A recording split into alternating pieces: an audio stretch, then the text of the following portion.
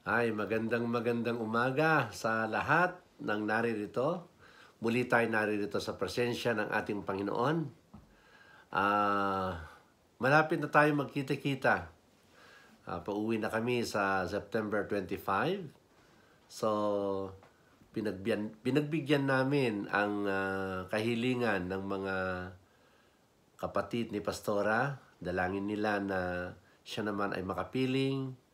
At sila ay mga senior na, gusto nila makasama siya.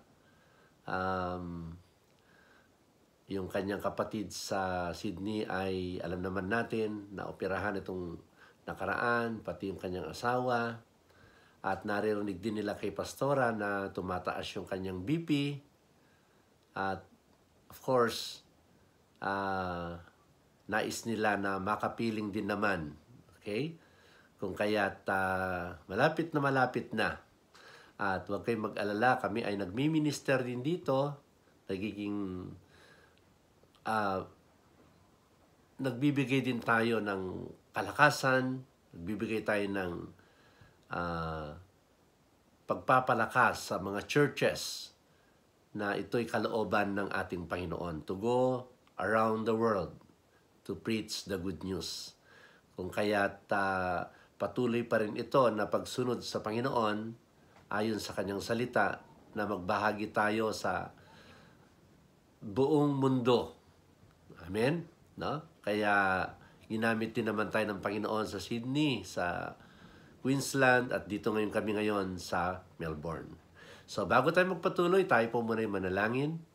Dakilang Ama, salamat po sa umagang ito na muli mong ibinigay sa amin upang ikaw ay sambahin, ikaw ay purihin, at patuloy na kumaing espiritual para kami ay maging matatag at kami ay maging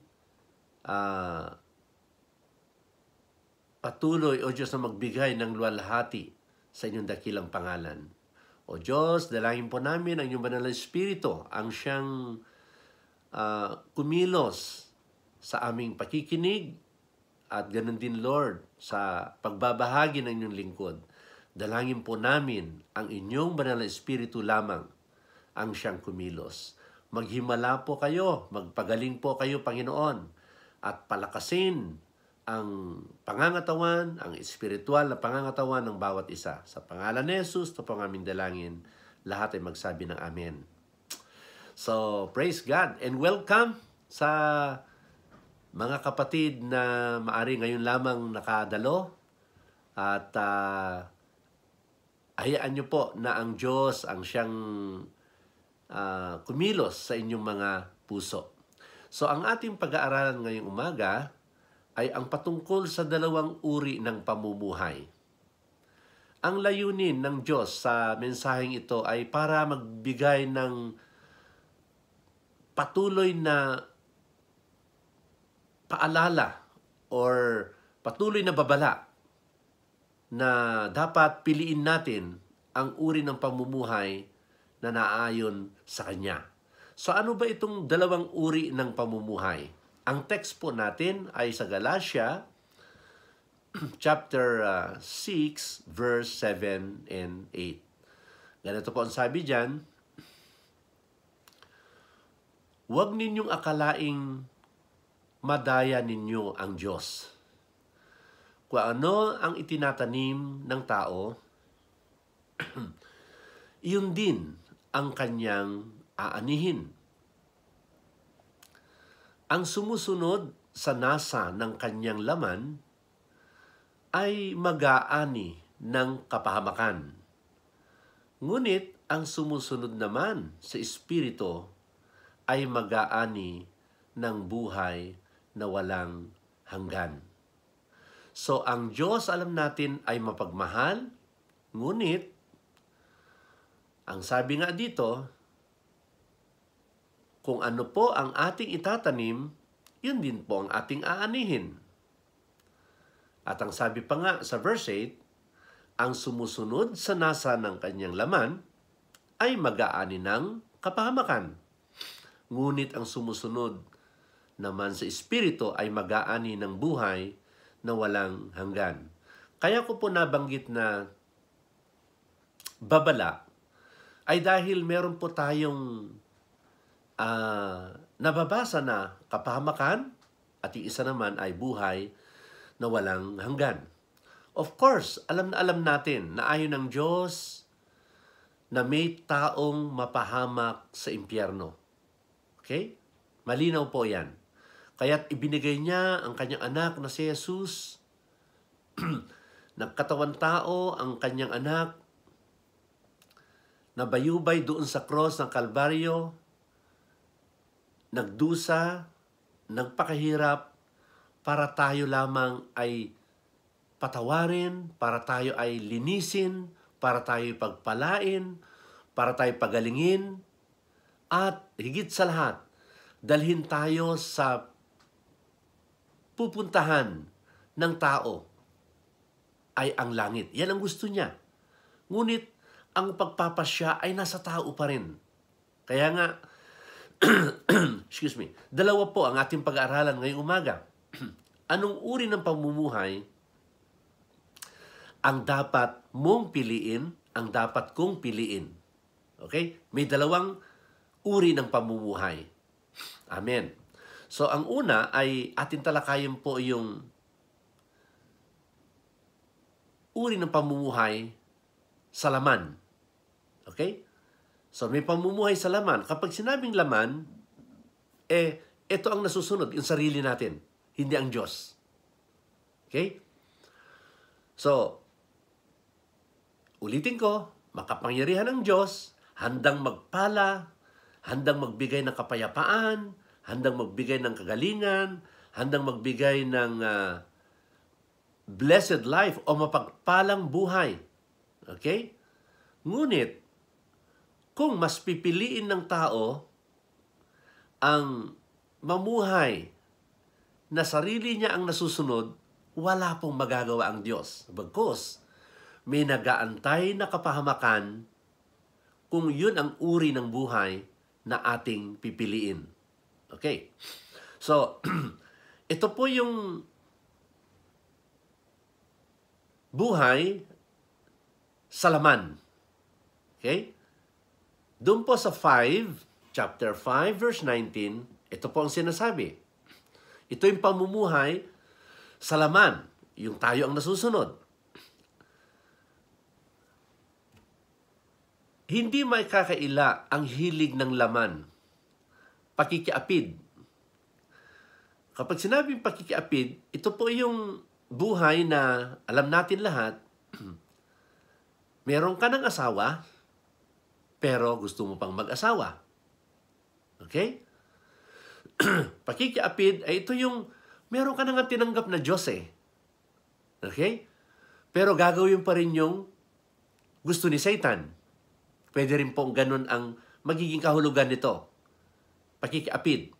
Linggo, meron kang tinutukoy na minamahal mo ang Diyos, pero maaari kapag wala na tayo sa church, ay ang minamahal naman natin ay yung gusto natin na hindi kalugod-lugod din naman sa Diyos. So, pakikiapid pa rin po ang tawag diyan. Okay? Kapag ating babasahin yung ibang mga book of the Bible, ay ganin din po yung ibang pakahulugan nun. Ano pa?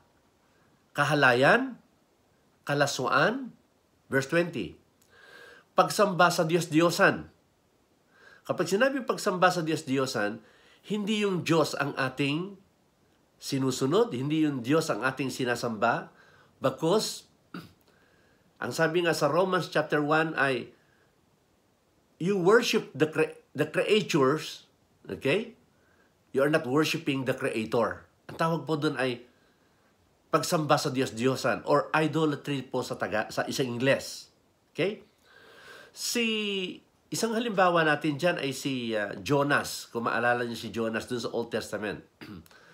Ang sinusunod niya, ang kanyang sarili. Anong nangyari sa kanya? Napahamak po si Jonas. Okay?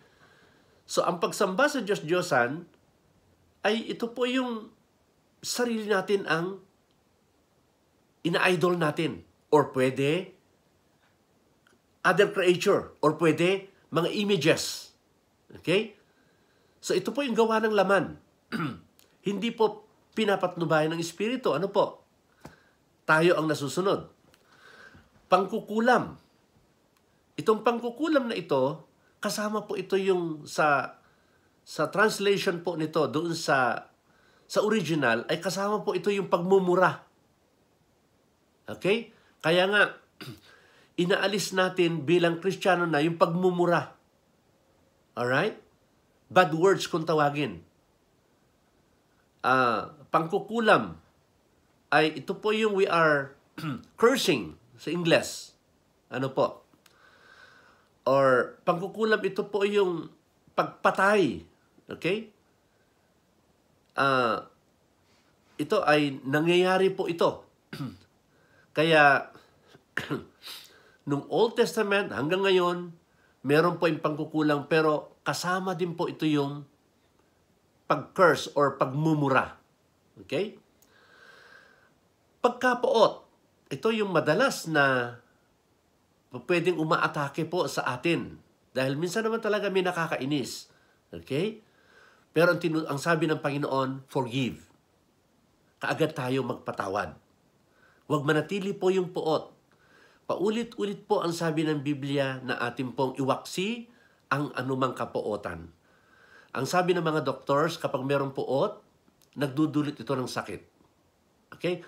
So, ang galing ni Lord, inaalis niya yung ganito sa atin, ayaw niyang maghari yung puot sa atin dahil ikasasama pala ng ating buhay. Pansinin niyo kapag kayo galit, ang hirap matulog, ang hirap kumain, ang hirap mag-isip, ang bigat sa katawan, ang bigat sa isip, ang bigat sa dibdib. Ano po? Pagkapuot sa isa't isa, pag-aaway. Okay? So ito po yung mga gawa ng laman na uri ng pamumuhay na ayaw ng Diyos kasi ito ay magdudulot ng kapahamakan. Ano nangyayari kapag may away? May nasasaktan. Okay? May naaapi. Okay? Both kayo nasasaktan. Okay? Dahil nga pag-aaway nga. Pagseselos. Verse 20 pa rin po tayo. Ito yung uri ng buhay na ayaw ng Diyos sa atin. Kapag sinabing pagseselos, ito yung kulang sa pansin kung tawagin. Okay? Nagseselos. Hindi lang naging pabor sa kanya, ang sama na ng loob. Ayaw ng Diyos. Bakit? You have your own term. Meron din para sa'yo. Hindi kailangan magselos. Ano man yung meron yung iba, hindi tayo magselos. Bakit? Ikaw na yung susunod nun. Okay? Oy, pinagpala si ganito. Pinagpala sa ganito. So, nagseselos ka ngayon. Ayaw ng Diyos yun. Bakit? Nauna lang siya. Okay? O maari ito siya. Ito ka. At nagseselos ka ngayon. Ayaw ng Diyos. Bakit? Sadyang may mga bagay na meron sila at wala ka. Pero ang susi nito, dapat ka makontento anuman meron ka. Kasi ito ang sabi ng ating Panginoon. Hindi ka dapat magselos. Halimbawa, meron siyang achievement na ganito. Siya ay cum laude kaya. Siya ay may award na ganito. Wala ka nun. Hindi mo kaya. Pero meron ka ring bagay na meron sa sarili mo na wala din sila. Ganun lang yon. Hindi talaga tayo pantay-pantay, pero iba't ibang talento ang ibinigay ng Panginoon sa atin na hindi dapat tayo magselos. Bagkus ang turo ng Panginoon ay dapat tayong masiyahan kung ano man yung meron tayo. Okay? Dahil alam ng Diyos ang para sa atin. At kung ano man meron kang desire, ibibigay din niya ng Diyos sa takdang panahon. Amen po ba? Okay? Pagsiselos, galit o pagkakagalit. So, medyo similar dun sa puot. Huwag paghariin ang puot, huwag din paghariin ang galit.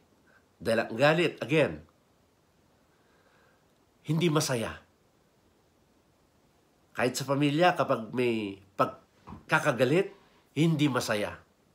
Kahit anong sarap ng pagkain natin, kahit anong ganda ng bahay natin, kahit anong achievement ang naabot natin, anuman ang kalagayan mong o estado mo sa buhay, kung merong pagkakagalit, okay, ay hindi ito nagdudulot ng kapayapaan, ng kagalakan, ng kasiyahan, mabigat.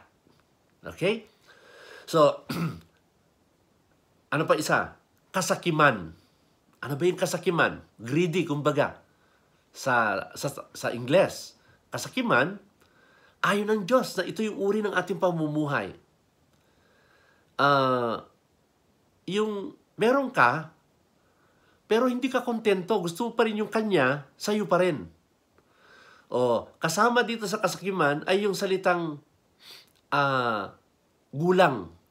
Magulang ka. Okay? Ayon ng Diyos. Ang gusto ng Panginoon is fair. Okay? Fairness, kumbaga. Yung win-win, kung tawagin natin. Kasakiman ay marunong ka magparaya. Kasakiman ay marunong kang magbigay, tumulong. Yung kasakiman ay yung parang gusto mo ikaw lang matutulungan. Okay?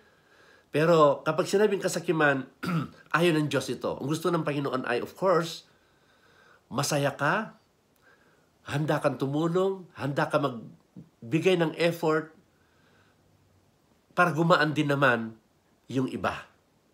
Okay?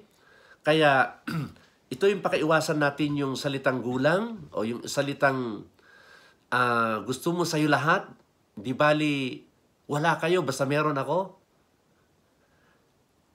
Ayaw ng Panginoon. Okay? Kaya nga sabi dito, kasakiman. Okay? Alam niyo, uso ngayon yung tinatawag na land grabbing, yung nangaagaw ng lupa. Kasakiman po ang tawag doon. Okay? Ano pa? Pagnanakaw, kasakiman po ang tawag dyan. Ano po? Yun nga, yung gulang, madalas po natin ito naririnig, ayaw ng Diyos ito. Okay? Meron pong kaparusahan. Merong tinatawag na, ang tawag ni dyan, karma. Okay? Ano pa? Pagkakampi-kampi. So, ayaw ng Diyos ang pagkakampi-kampi. Ang gusto ng Diyos ay just stand on the truth. Hindi kinakailangan na magre-recruit ka, parang tulungan ka kahit dun sa mali. Okay? Kaya, ayon ng Diyos yun. Ang gusto ng Panginoon is magkakampi-kampi para sa paggawa ng mabuti. Ito yung gusto ng Panginoon. So, yung pagkakampi-kampi dito, ito yung sa negative side. Okay? Magkakampi-kampi para lang to do the negative side ng buhay. Okay? So, ano pa? Pagkakabahabahagi. Again, ayon ng Panginoon yung pagkabahabahagi. Ang gusto ng Panginoon, magkakaisa tayo para sa kabutihan. May kasabihan na kapag merong pagkakabahabahagi, wala, hihina ang puwersa. Halimbawa, sa isang pamilya, kapag isang pamilya ay hindi nagkakaisa, mahina. Ngunit kapag ang pamilya ay nagsama-sama, malakas ang puwersa, magaan. Okay? Ganon din sa kaharian ng Diyos. Dapat tayo ay sama-sama. Kaya nga sabi doon sa Psalms 133, God will command blessing in unity. So, again, yung pagkakampi-kampi dito, again, this is for the negative side. Pagkabahabahagi, ayon ng Diyos, gusto niya unity.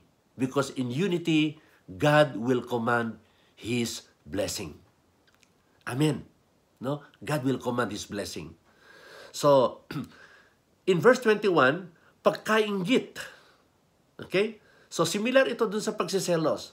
Kapag sinabing inggit, again, hindi siya nakokontento. hindi siya nakokontento. At nalulungkot ang Diyos kapag hindi ka nakokontento dahil ang bawat isa sa atin ay pinagpala na ng Diyos. Ang pinakamahalaga dito ay si Kristo. Hindi tayo dapat mainggit. Kasi kapag tayo mainggit, nako, nagpapabigat po yan. Kahit sa loob, again, ng tahanan, kahit saan larangan, kapag merong inggit, ang hirap po kumilos. Bakit? Ang tawag doon, makalaman, negative side. Okay? So instead, we learn to appreciate. Yan yung kabaliktaran ng inggit. We learn to appreciate. Okay? We learn to appreciate others. Yung tagumpay ng iba, pumalakpak ka. Okay? Katagumpayan yan eh. No? Kaya sabi ng Panginoon ay iwasan yung pagkainggit. Kapag may maganda, appreciate. Kapag may pangit, tingnan mo yung good dun sa tao na yon. Kasi ang bawat isa merong strength. Appreciate the strength of other people. Okay? So, even sa larangan ng achievement, kapag meron siya nagawang mabuti, wow! Learn to appreciate. Okay? Paglalasing, naku, ayaw ng Diyos ito. Kasi kapag ikaw ay lasing, wala ka sa normal na kaisipan. Naranasan ko rin po kasi, ang naglasing, lumalakas yung loob mo na kahit ikapahamak mo. No? Narinig nyo na ako dati, nang ako'y talaga lasing, ay sumakay ako ng jeep, ang lakas ng loob ko na kaya ko silang labanan lahat. Okay? Kumbaga parang mayroong kang tinatawag na strength within, pero ang totoo, ipapahamak ka. Kapag lasing ka kasi, wala ka sa control. Okay? Wala ka sa control ng iyong kaisipan, ng iyong pananalita, at wala ka sa tamang hulog kung tawagin. Okay? Ang nangunguna ay yung salitang flesh. Ang nangunguna ay yung salitang makasarili. Okay? Yung ididiin mo ang gusto mo. Kaya makita nyo, kahit mag-aama kapag may lasing, nagpapatayan. Kahit magkakaibigan kapag lasing, nagpapatayan. Bakit? Iginigiit ang kanilang mga sarili at hindi na tama ang kanilang pag-iisip, hindi na tama ang pananalita. Okay? Kaya makita natin dyan, nasisira. Nasisira ang buhay. Kaya nga, marami ang nadidisgrasya kapag lasing. Okay?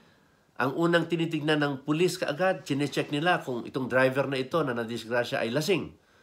Kasi wala sa katinuan ng isip. Okay? So, another is, kaya ayaw ng Panginoon. Kalayawan. Kapag sinabing kalayawan, ito yung may sinabi sa Romans chapter 1 ulit, they love pleasures more than lover of God. Yung pagkapantayin mo yung pumunta sa church at pumunta sa birthday o pumunta sa kasal o pumunta sa handaan o pumunta sa swimming, mas uunahin yung layaw. Okay? Ito yung kalayawan, na uri ng kalayawan na ayaw ng Diyos. Sinabi niya dun sa Romans nga po yun. Lovers of pleasure more than lovers of God. Kaya makita, yun yung kaibahan. Kapag if you are led by the Spirit, tuwan-tuwa ka sa gawain ng Diyos. Pero kapag laman, ay wala. Mas nauuna ang kalayawan. Okay? Kalayawan. At iba pang tulad nito. Okay? So, napakarami kasing kalayawan na pwedeng uri ng kalayawan. Kaya sabi niya, tulad nito. At iba pang katulad nito. Napakaraming kalayawan. Okay? Don't take me wrong, hindi masama ang birthday. Hindi masama ang anniversary. Hindi masama ang mall. Okay? Hindi masama ang wedding. No. Pero, baka pwede mo unahin at pwede ka naman din humabol. Okay? Para mabigyan mo muna ng kaluguran ang Panginoon. Okay? So, basta gawin mong Diyos ang Diyos, na kung meron kang, ipaglaban mo muna ang Panginoon. Kung tawagin natin. No? Kaya, kalayawan ay yung may joy ka dun sa mga bagay-bagay, pero wala kang joy sa spiritual. Okay? Mas pinaprioritize mo yung pasyal o yung sarili mo, kalayawan, yung gusto mo. Pero yung gusto ng Diyos, kumbaga, hindi mo priority. Kaya may mga kasabihan yung mga iba. Tingnan ko kung may time ako, wow. Diyos ang nagbigay ng time sa'yo. Halika, simba tayo. Wala akong oras eh. Okay? Kasi nga, merong kalayawan na mas gusto niya kaysa sa Panginoon. Kaya ang tawag dyan ay kalayawan na tulad nito. And then, sabi sa verse 21, muli ko kayong binabalaan, ang gumagawa ng mga ito ay hindi magkakaroon ng bahagi sa kaharian ng Diyos. Kapag ito yung uri ng buhay na meron tayo, salita ng Diyos ang nagsasabi, hindi ka totoong Kristiyano, okay? At ano pa? Hindi ka kasi makakapasok. Yan sabi dito, wala kang bahagi. Wala kang bahagi sa langit. Wala kang bahagi sa kaharian ng Diyos. Masakit ano? Kaya ang tawag ko nga sa inyo kanina, babala. Okay? So, kaya napakasarap pagbulayan talaga ang salita ng Panginoon para patuloy po tayo mapaalalahanan. Remember, we are in the last days. Okay? Kaya, talakayin po natin yung pangalawa. Verse 8. Ang sabi sa verse 8 ay, ngunit, ang sumusunod naman sa Espiritu ay mag-aani ng buhay na walang hanggan. Wow! So, ito yung uri ng pamumuhay na nais din naman ng Panginoon. Alam po natin, ito yung dahilan kung bakit dumating si Christ. Anong sabi ng John 3:16? Ulitin po natin. For God so loved the world that He gave His only begotten Son, that whosoever believed in Him should not perish, but have an everlasting life. Tingnan nyo ha, gayon na lamang ang pag-ibig ng Diyos. Ibinigay niya ang kanyang anak upang ang sinumang sumampalataya sa Kanya ay hindi mo pahamak bagkus magkaroon ng buhay na walang hanggan. Kita nyo? Nais ng Diyos ng bawat isa ay may buhay na walang hanggan. Makapasok sa langit. Makarating sa langit. Tandaan nyo po, 60 years, 70 years, 80 years, 90 years old, 100 years old, maikli po yan. Alam niyo po ba ang tawag sa Bible? One day sa Panginoon is 1,000 years. Isipin mo yun? One day lang is 1,000 years. Yung ibibigay ng Diyos sa atin ay walang hanggan kasi yun ang gusto ng Diyos sa tao. Okay? Yan ang gusto ng Diyos sa tao. So, anong nais naman ng Panginoon na pamumuhay natin ay ito. Sa verse 22 ng Galatians chapter 5.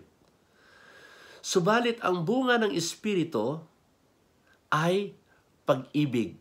So ang nais ng Panginoon sa atin, sabi nga dun sa Ephesians 5:3, live in love. Anong sabi ni Jesus Christ? Magmahalang kayo. Okay? Kaya sabi diyan, ito yung nais niya sa atin. Ang itanim natin ay pagmamahal. Kapag sinabing pagmamahal, sakripisyo po ito. Okay? Kapag sinabing pagmamahal, one way, ikaw. Yung mahalaga, mahal mo yung tao. Okay? Hindi ka umaasa sa tao, kundi ikaw ay nag-o-offer ng iyong tulong sa tao without expecting something in return. Okay? That is love. Yun ang ginawa ni Jesus Christ. He gave His Son. At dahil minahal niya tayo, ano nangyari? Natutunan natin siyang mahalin. So, kaya sacrifice po ito. So, anong sabi ng Panginoon? Pag-ibig. Ito'y nais niya sa atin. Magtanim tayo ng pag-ibig, at kapag tayo nagtanim ng pag-ibig, marami din pag-ibig ang ating aanihin. Sino ang gusto dito yung minamahal siya ng mga tao? Okay? Alam niyo, kapag minamahal ka ng mga tao, higit yan sa anumang kayamanan na meron ka. Pero anong sabi? Kahit nasa iyon lahat ng kayamanan, kung isinusuka ka naman ng tao. Okay? Pero ito ang nais ng Panginoon. For our own good, maligaya tayo kapag tayo minamahal. Ano nadarama niyo sa pamilya niyo kapag tayo nagmamahalan? Kaya nga may nagsasabi, hindi balit tuyo lang ang ulam, nagmamahalan naman kami. Kaysa naman lechon naman. Galit naman ang namamagitan sa amin. Amen? No? Kaya, yan po yun. Nais ng Panginoon na for our own good ito. Ano pa? Kagalakan. So magtanim tayo ng kagalakan. Magbigay tayo ng kagalakan. Okay? Magbigay tayo ng kagalakan. Bigyan natin ng kasiyahan ang isa't isa sa pamamagitan ng anumang something na may offer natin. Kagalakan. Okay? Kailangan maghari din ang kagalakan sa atin. Kasi wala tayong maibigay na kagalakan kung tayo nalulungkot. So anong sabi ni Lord? Rejoice. Why rejoice? Because He is in control. Why rejoice? Because He is your God. He will not fail to help you, to heal you, to bless you, to guide you. Kaya joy ang hayaan natin, joy ang maghari sa atin.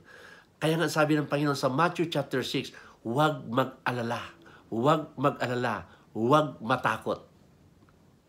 Meron bang natatakot dito? Meron ba nag-aalala dito? Paghariin niyo yung joy. Kasi, kung nag-aalala ka, sabi ng Biblia, wala naman magagawa. Okay? So, anong gagawin mo? Have the joy of God. Lord, I know you are in control. Lord, I know you know my situation. Alam ko, Panginoon, maganda ang iyong iniisip para sa akin. Amen? Kapayapaan. Magbigay ka ng peace. Ano sabi ni Lord? You are peacemaker. Pagkakasunduin natin yung mga tao, hindi yung nakakagatan tayo. Pagkakasunduin natin yung mga tao, hindi yung tayo pa ang gumagatong. Yan ang sabi ng Bible. You are a peacemaker. At anong sabi niya? Blessed are the peacemaker. Pinagpapala ang mga nagtatanim ng kapayapaan. So you cannot give what you don't have. So ano meron ka? Have the peace of God. Ano ba yung peace of God? Again, babalik tayo. He is powerful. He is in control. He knows His best. He knows what is best for us. Kaya, mapayapa ka. Why? Minahal ka ng Panginoon. Tinutulungan ka ng Panginoon. At nandyan ang Panginoon. Huwag kang magmamadali. Kasi kapag magmamadali ka, wala kang kapayapaan. Kumbaga, hasty. Anong sabi sa Isaias? He that believeth shall not make haste. Kapag ikaw ay nananampalataya, huwag ka magmamadali. Ang daming nadatapa sa pagmamadali. Kapag nagmamadali ka, wala kang kapayapaan. Ang totoo niyan, anong sabi sa 1 Timothy chapter 6? Ang nagmamadaling yumaman, napapahamak. Okay? Makikita niyo doon. For the love of money is the root of all evil. Kahit evil na, kakagatin mo na, magkapera ka lang. Pero ang totoo, mapapahamak ka sa darating na panahon. Okay? Kaya nga anong sabi dyan? Every good gift comes from God. Every blessing comes from God. Okay? Kaya, huwag tayong magmamadali. Because, anong sabi ni Lord? Makontento ka. You are on your way to prosperity. You are on your way sa blessed life. Huwag ka lang magmadali. Just remain in God. For as long you are in the system of the kingdom, God will never leave you. God will never forsake you. But He will do all that He can do just to bring you up. Kasi anong sabi niya? Hindi ka buntot. Ikaw ay ulo. Yan ang pangako niya sa atin. So dadalhin tayo doon. Dahan-dahan nga lamang. Kasi mahirap yung kaagad tayo nandoon kapag hindi niya inayos yung ating character. Kaya sa panahon na tayo ay nakakaranas ng whatever hardship, whatever trials, God is concerned of our character. Dinedevelop niya rin yung ating character. Maalala niyo ba yung paglalakbay ng Egypt to Israel? 40 years bago sila nakarating doon sa milk and honey. Bakit? Kasi anong sabi ni Lord? Hinubog sila. Kaya huwag ka magmadali. Sabi sa katabi mo, huwag ka magmamadali. Okay? Sa pagmamadali, marami po ang napapahamak. Okay? So just hold firm sa Panginoon. Katyagaan. So, maging matyaga po tayo. You are in the right path because you are in Christ. Maging matyaga ka dahil sa pagtsatsaga mo, someday, marami ka maipapatutuo. Siguro, ang akala nyo yung mga nasa taas ngayon o yung pinagpala, madali ang napagdaanan? Hindi. Ang kadalasan nakikita na lang natin yung sarap, pero yung hirap, hindi po natin nakikita. Sa lahat ng nasa sarap na buhay ngayon, may napagdaanan yan na kahirapan, sakripisyo, ang tawag doon ay pagtiyaga. Sabi sa katabi mo ulit, magtiyaga ka lang. Magtiyaga ka lang. Dahil sa pagtiyaga, ano kasabihan nila? May nilaga. So, walang shortcut sa buhay. Walang shortcut sa buhay. Yung nakita nyo ngayon, ulitin ko po, nakita nyo success ngayon, may napagdaanan yun. Hindi madali. Pero kasama natin ang Diyos. Ang pinakamahalaga dito, anuman ang kalagayan mo, kasama mo ang Diyos. Si Abraham, sila Joseph, sila David, and all these people, oo, nakita natin yung success sa buhay nila, but tignan nyo rin yung naman napagdaanan nila. Again, sabi mo sa katabi mo, magtiyaga ka lang. Okay? Kabaitan. Okay? Kabaitan. So, magtanim tayo ng kabaitan. Magiging mabait tayo sa ating kapwa. Maging mabait din tayo sa ating sarili. Huwag mong para bagang laging sinisisi ang iyong sarili. No. May kasabihan, anumang failure na meron ka, huwag ka lang manatili doon.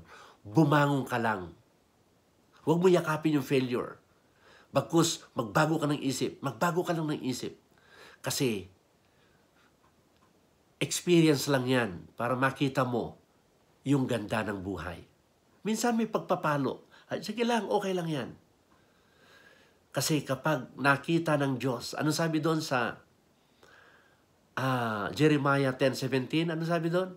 God will bless you according to the condition of your heart. So God is concerned of your heart. Sige lang. So maging mabait tayo. Iwasan natin yung ganti. Kasi kapag gumanti tayo, lalong lumalala ang sitwasyon. Kaya nga sabi ng Panginoon, love, forgiveness. Forgive. Okay? Sabi mo sa katabi mo, huwag gaganti. Maging mabait. Buhay ang Diyos. Hindi natutulog ang Diyos. Okay? So, ano man ang sasabihin nila sa'yo, ano man ang tingin nila sa'yo, huwag kang gaganti. Ano man ang ginawa sa'yo, huwag ka gaganti. Ano sabi ni Lord?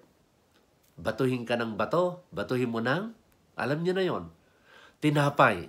Okay? Pero huwag niyo ilagay sa garapon yung tinapay. Masakit yun. Amen. So, magiging mabait tayo.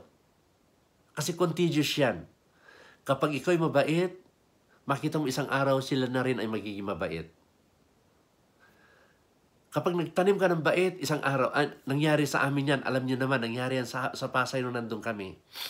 Halos Ayaw ng mga inchik may katabing Pilipino dun sa apartment na yon. Pero ang ginawa namin, nagbibigay kami ng ano-ano dun sa bawat pintuan.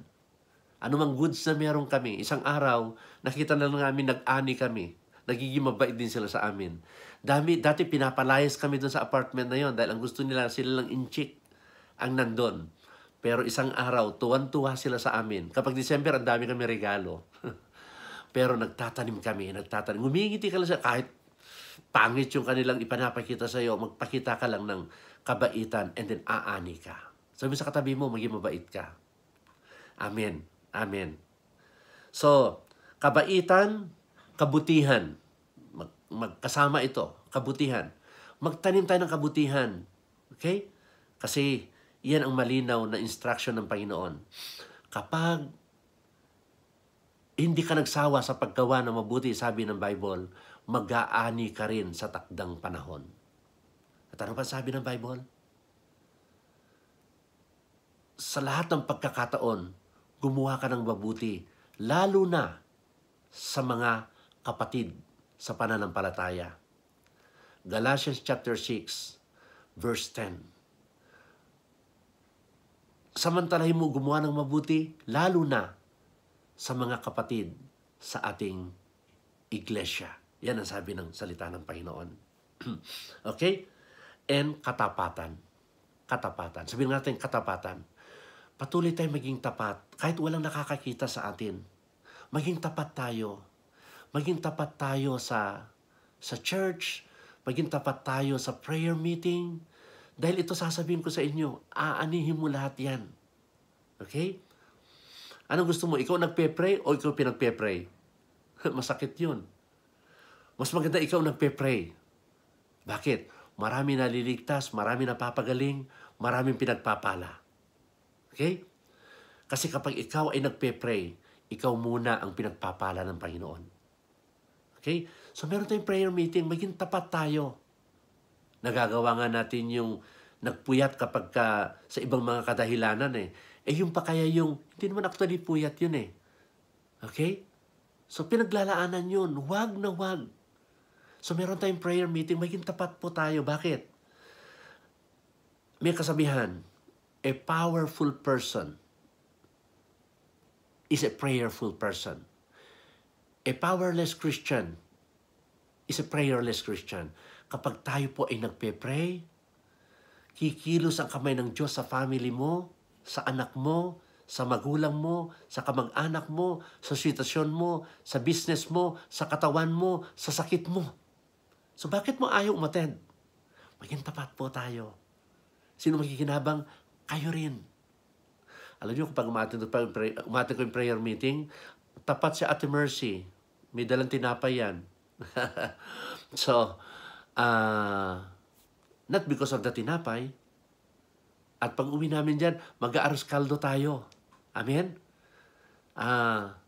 It's not for the aros kaldo, but the fellowship. Okay? So, hindi naman mahalaga. Nakapag-pray tayo. Bakit? Ito yung puso ng Diyos. Tumitingin siya. Anong sabi ng Bible? God is looking at His people praying. Kasi kapag may nagpe-pray, ibubuhos ng Diyos ang kanyang kapangyarihan.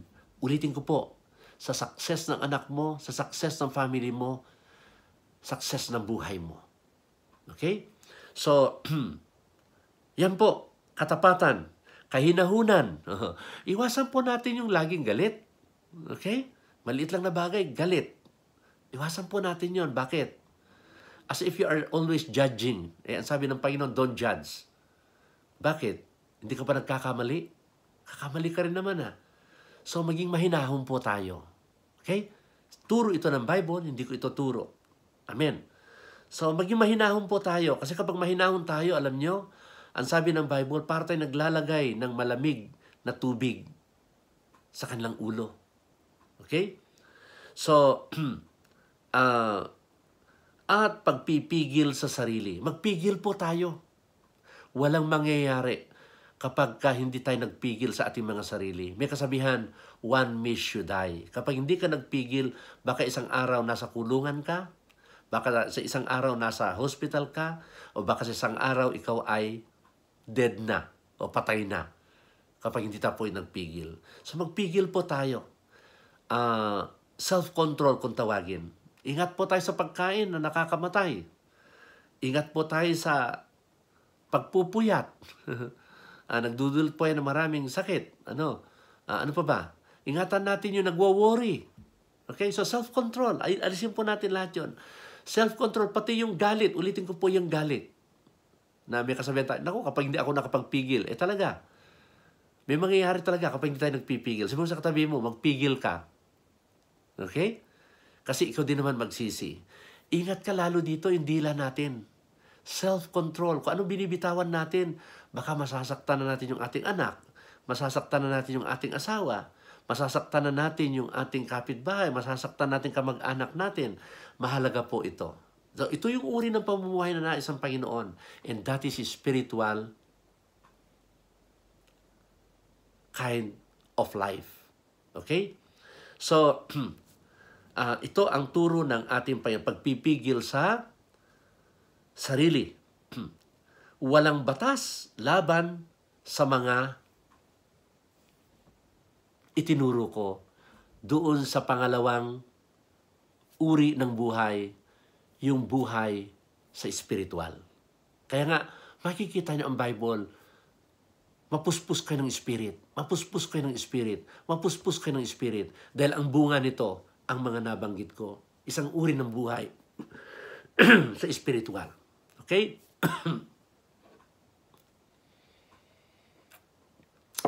So, may God bless us all. I believe tayo po ay napagpala ng ating Panginoon sa mensahe ngayon. Babala ito, iwaksin natin yung makalaman, bagkus yun yung unang uri ng buhay, bagkus ang ilalagay natin yung spiritual na pamumuhay na magdudulot ng buhay tungo sa buhay na walang hanggan. Masaya na buhay, mapagpala, mayaman, panatag na buhay. Amen? Yes. So tayo po'y manalangin. Dakilang Ama, salamat po sa iyong mensahe at binubuksan po namin ang aming puso't isip. Nais po namin, O Diyos, na maging bahagi ang mensaheng ito sa aming buhay. Lord, pagpalain mo po ang lahat ng naririto. Pagpalain mo po ang mensaheng ito, maging bahagi po ng buhay ng bawat isa. Itanim mo po sa puso't isip ang mga binitawan mo, O Diyos, na turo mo ngayong umaga. At idinadalahin ko na rin po sa oras na ito, O Diyos, ang sino mang may karamdaman, bigyan mo, Lord, ng kagalingan. Dinadalahin ko na rin po ang mayroong mabibigat na suliranin. Kaawaan mo po, Panginoon. Sa oras na ito, hinihingi ko po, Lord, ng himala sa kanilang kalagayan. Kayo po ang kumilos. Ano mang problema ng bawat isa, alam ko, Panginoon, walang mahirap sa iyo. Dalahin ko po, Lord, ang iyong pagtugon. Dalahin ko po, Panginoon, ang inyong kapangyarihan ang siyang kumilos. Purihin ka, O Diyos. Maraming salamat po sa pagtuturo mo po sa amin ngayong umaga. Thank you, God, for blessing them and even their families as well, O Diyos. Gayon po silang tapat na magsidalo po sila ng prayer, Panginoon, upang patuloy na maranasan nila ang pagtugon mo sa kanilang mga panalangin. Ikaw ang nagsabi, Panginoon, humingi kami. Kaya, O Diyos,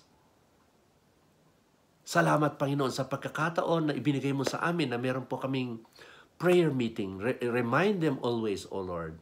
Thank you, God, for this blessing. Thank you, God, for your word. Bless them, O Lord. Bless them, Lord, in Jesus' name. Everybody say amen. God bless us all. Mahal namin kayo ni Pastora. Okay? So, may the Lord be with you always. That's all for this day. Okay? Bye-bye.